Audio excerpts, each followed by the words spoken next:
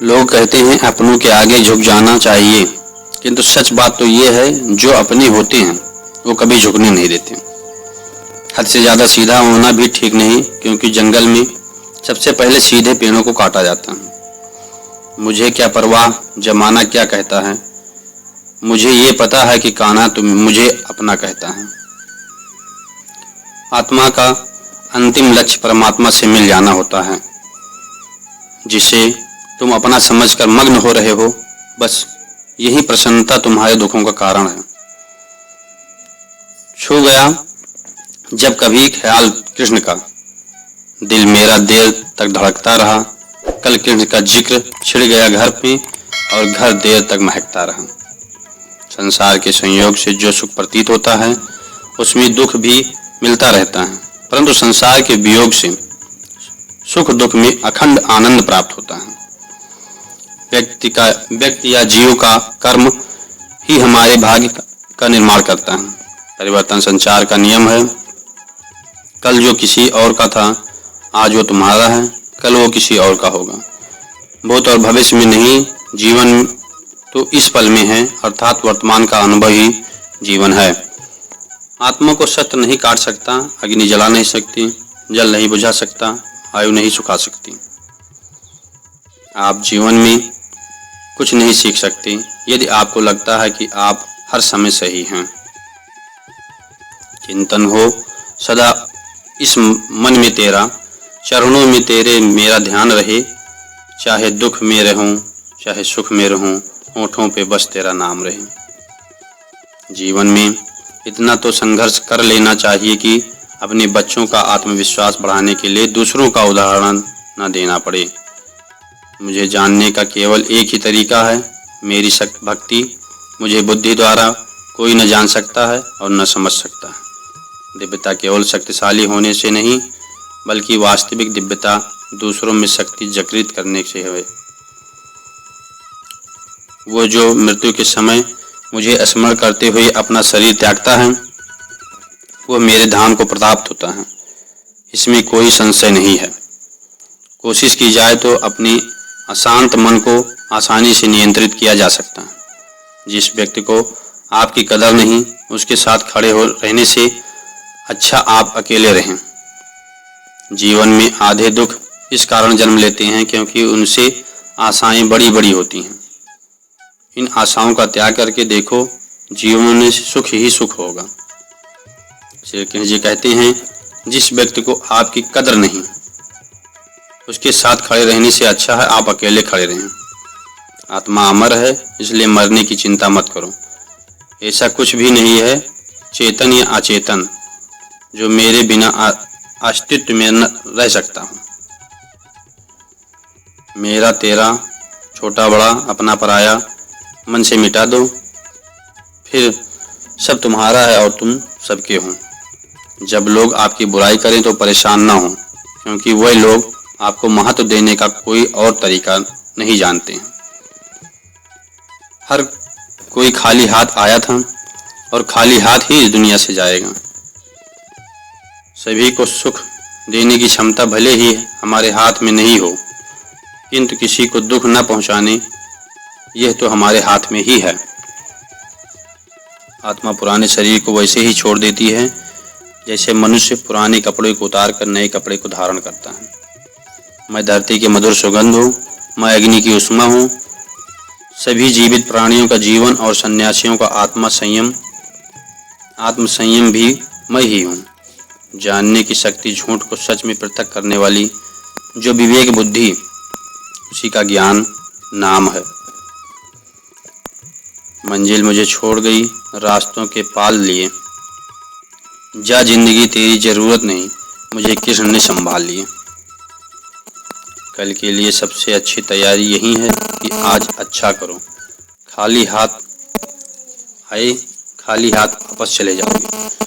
आज तुम्हारा है, कल किसी और का था, परसों किसी और का होगा। तुम जिसे अपना समझकर मगन हो रहे हो, बस वही प्रसन्नता तुम्हारे दुखों का कारण बन सकती है। मूर्ख ज्ञानियों से भी नहीं सीख पाते और ज्ञानी मूर्ख से नहीं सीख सकता। जो अपने हिस्से का काम किए हैं, बिना ही भोजन पाते हैं, वो चोर हैं। भगवान प्रत्येक वस्तु में हैं, प्रत्येक जीव में मौजूद हैं। वह जो इस ज्ञान से विश्वास नहीं रखते, मुझे प्राप्त किए बिना जन्म और मृत्यु के चक्र का अनुगमन करते हैं। जिंदगी के इस चरण में खुद ही कृष्ण, खुद ही अर्जुन बनना पड़ता है। रोज अपना ही सारथी बनकर जीवन के महाभारत से लड़ना पड़ता है। नहीं दरकार सागर की, कृपा की बूंद काफ़ी है। रहूं मस्ती में हरदम, बस कान्हा का ध्यान काफ़ी है। घड़ी ठीक करने वाले तो बहुत हैं, मगर समय तो मेरी मुरली वाला ही ठीक कर सकता है। मन बहुत चंचल है, जो इंसान के दिल में उथल पुथल पैदा कर देता है।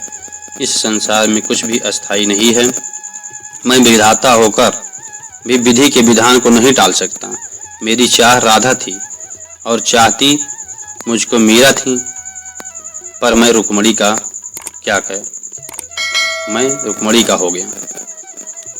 सबसे इस तरह का व्यवहार करें कि अगर कोई आपके बारे में बुरा भी कहे तो कोई उस पर विश्वास ना करें।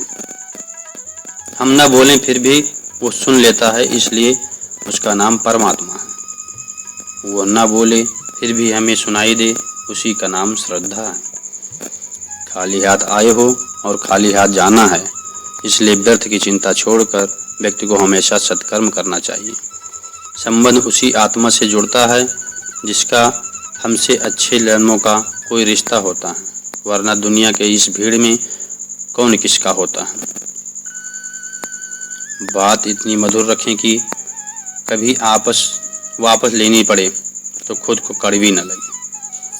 तेरी यादों के साथ यूं जिंदगी का सफ़र करते हैं हम। अब तुमको ही लिखते हैं, तुमको ही पढ़ते हैं हम। फल की अभिलाषा छोड़कर कर्म करने वाला पुरुष ही अपने जीवन को सफल बनाता है। दुष्ट लोग अगर समझाने मात्र से समझ जाते तो यकीन मानो महाभारत कभी नहीं होता। जीवन में अहंकार ही आवश्यक है, तब बातें अधिकतर चरित्र और सम्मान की हों। अपनी इच्छा की शक्ति से अपने आप को नया आकार दें। अपने आप को कभी भी स्वेच्छा से नीचे न होने दें।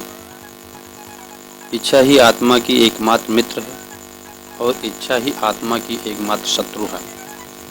जिन्होंने खुद को जीत लिया है उनके लिए इच्छा एकमात्र मित्र है, लेकिन उन लोगों पर का दुश्मन है जिन्होंने अपने भीतर आत्मा को नहीं पाया है।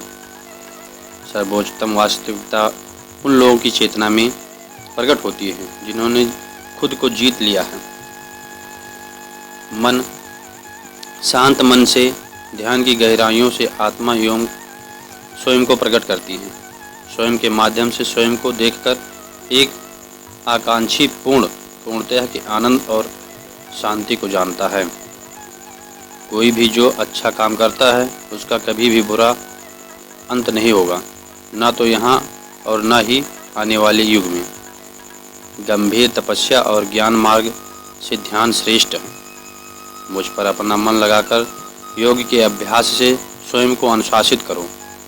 मैं उन लोगों के लिए हमेशा मौजूद हूँ जिन्होंने मुझे हर प्राणी में महसूस किया है। व्यक्ति जो चाहे बन सकता है यदि वह विश्वास के साथ इच्छित वस्तु पर लगातार चिंतन करे।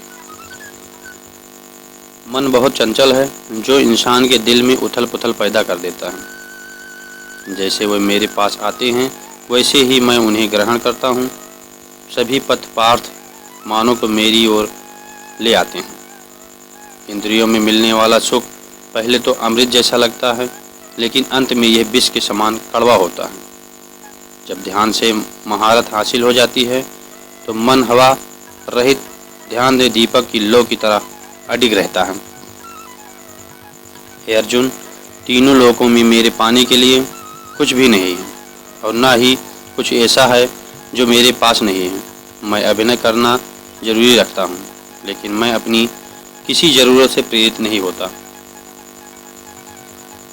कर्म मुझ पर इसलिए नहीं टिकते क्योंकि मैं उनके परिणामों से नहीं जुड़ा हुआ हूँ। जो लोग इसे समझते हैं और इसका अभ्यास करते हैं वह स्वतंत्रता में रहते हैं। ज्ञान की भेंट किसी भी भौतिक भेंट से बेहतर है, क्योंकि सब कामों का लक्ष्य आत्मिक बुद्धि बल है।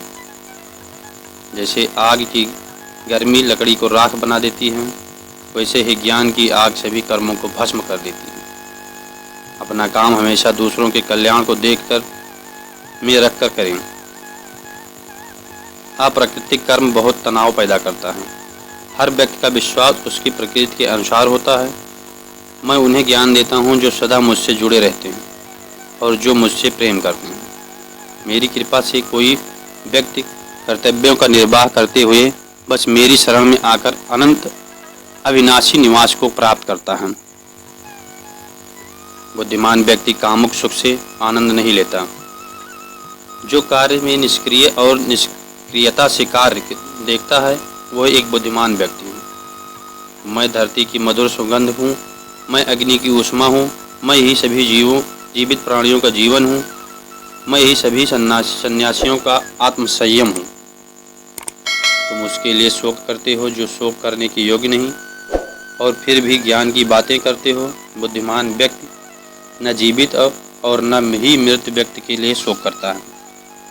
बुद्धिमान व्यक्ति को समाज कल्याण के लिए बिना आसक्ति के काम करना चाहिए। कर्म मुझे बांधता नहीं, क्योंकि मुझे कर्म के प्रतिफल की कोई इच्छा नहीं है। कर्म योग वास्तव में एक परम सत्य है।